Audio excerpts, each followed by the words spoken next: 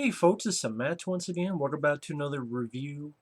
And I just want to do a couple quick reviews for films that don't get talked about much, that I found to be a bit underrated. Even if they're films I've reviewed before, not many people talk about movies like Pulse. This is a 1988 film. Got this Blu-ray from a very nice guy named Pizzow. It was around the time of my birthday. This was on my Amazon wish list. He got this for me. He didn't have to, but if Pizzow's watching, very nice guy, runs this video show called The Sausage Factory that he allowed me to be a part of, which I thank him for. He got me this and the Blu-ray of a film called Band of the Hand, which I've also reviewed in the past. And I gave this film another watch.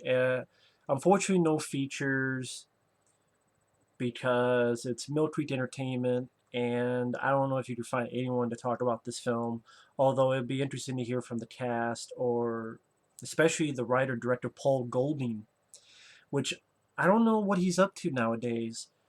This film didn't do much when it came out, sadly, and no, this has nothing to do with ghosts. I know later on there was a Japanese ghost story called Pulse, which then got remade into America in the 2000s. That's not the same as this. This has nothing to do with that. This is about an electrical pulse. That what happens when electricity turns against you.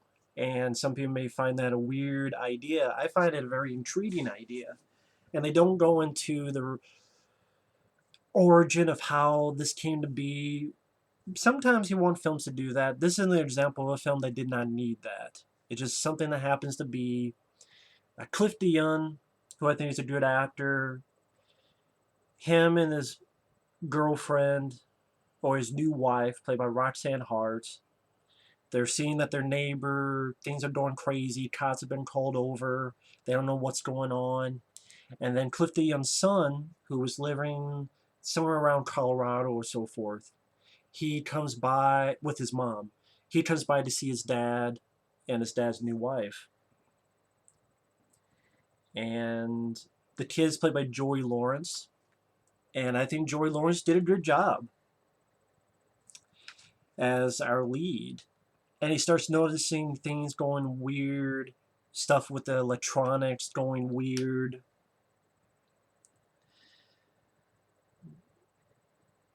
Electric spark on the gas pipe, noises in the walls, flickering of lights, the grass is becoming dead. Similar stuff that happened to the neighbor across the street. And ultimately he finds out it's this electronic pulse. And for this kind of flick, it's a very well done movie. First off, the acting. I think the acting is very good. The acting is not cheesy or corny, and they act like human beings. Most of all, they act like decent people, and that's what I appreciated. It's after seeing, I watched so many movies, so many horror films, so many films of the genre, and a lot of times you have a family that will get into fights, or you go, do they really like each other? Are they really a family? But here you bought this was a family. The father was not a dickhead. He wasn't an asshole. He wasn't, oh, you go to your room, or piss on hospitality, I won't allow it. Or no, it was, he's a guy who is trying to understand what's going on, you get the idea, maybe he wants to believe in his son, but hey, maybe these are accidents. And he has a nice scene with his, with Roxanne Hart going, if he leaves here and goes back to his mom, he's never going to want to come back here, and I'm going to lose him.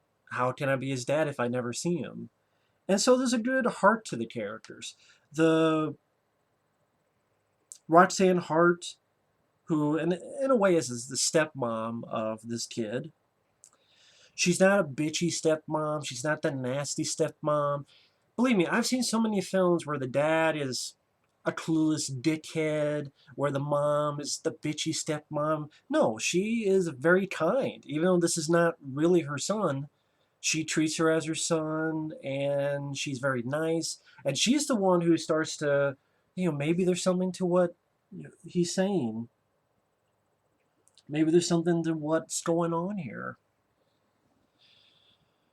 And the kid is not a constant whiner. He's not annoying. I think Joey Lawrence does a really good job for a kid actor. Just sometimes a kid actor could be too annoying, too irritating, too, whether it's the acting performance or the writing. But I felt that the characters here actually seemed like they liked each other's presence. They liked being around each other, and they worked well together. And I think that's a big plus for the film. Not only, and maybe that's not just the acting, but I think Paul Golding did a good job writing those characters.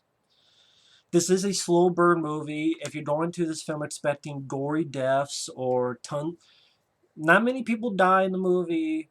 It's not a body count movie. It's not a big special effects movie where you don't get gore and things exploding everywhere every 10 minutes.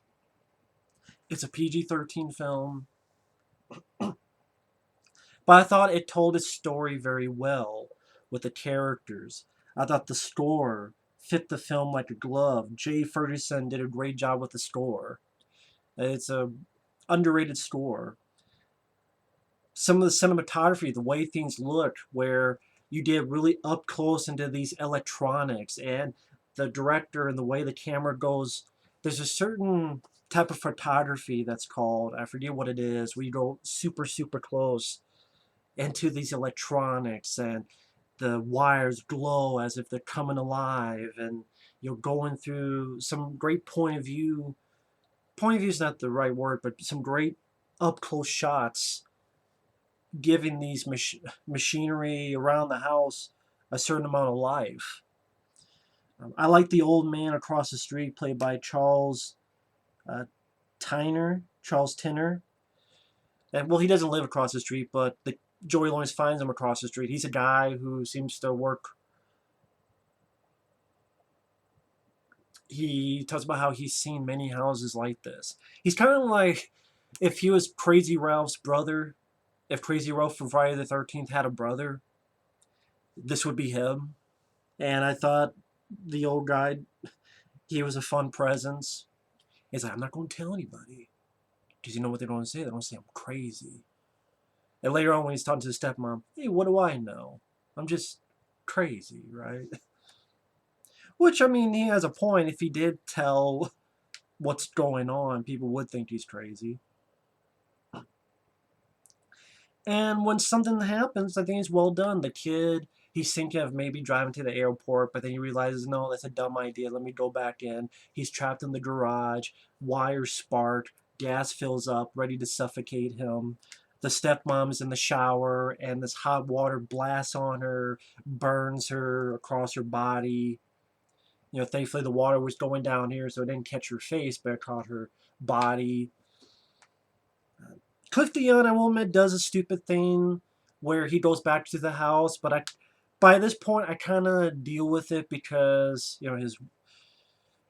maybe his curiosity of what's going on, what really happened, are these weird accidents? Because it is a leap of logic to go, the electricity's trying to kill you. But then things happen, and definitely the finale, you get a lot more stuff where the electricity's going berserk and it's trying to fry them. Melts the thing on the glass, so it comes down and it stabs Joey Lawrence in the hand with a nice up close practical effect where it goes into the kid's hand, which looks like it hurts. I think a type of bolt or something that hits Cliff Dion, the dad, in the head. There's some good editing. For example, there's a sequence where the dad's ready to fall into this water, this electrified, and the kid grabs him and tries to pull him back. I thought that scene was edited well. But it's not too over the top bombastic. And maybe because movies nowadays, they get so huge, cities being destroyed, it's kind of nice to watch a film that's smaller, a bit simplistic.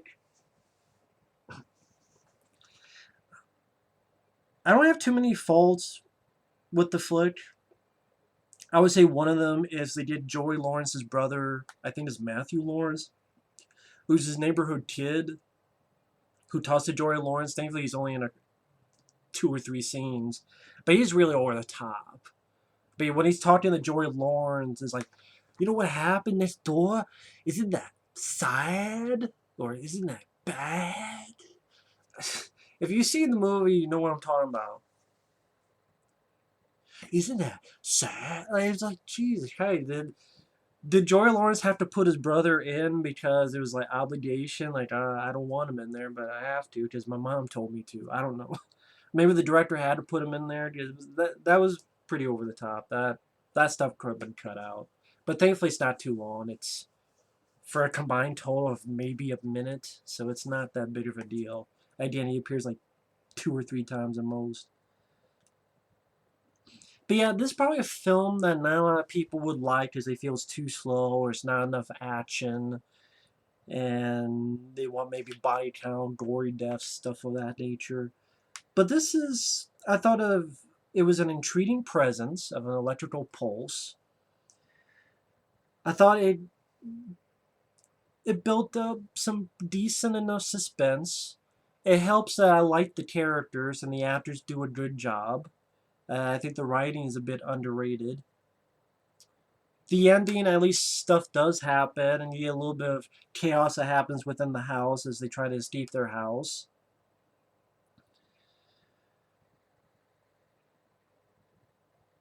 And overall, this is one of those movies that not many people talk about, not many people mention. I'm actually surprised it got a Blu-ray. Granted, it's from Mill Creek Entertainment, but I mean, you're not getting any features. The picture quality was fairly decent. It's in widescreen, so I'm still glad to have this. But it would be nice to know what happened with Paul Golding.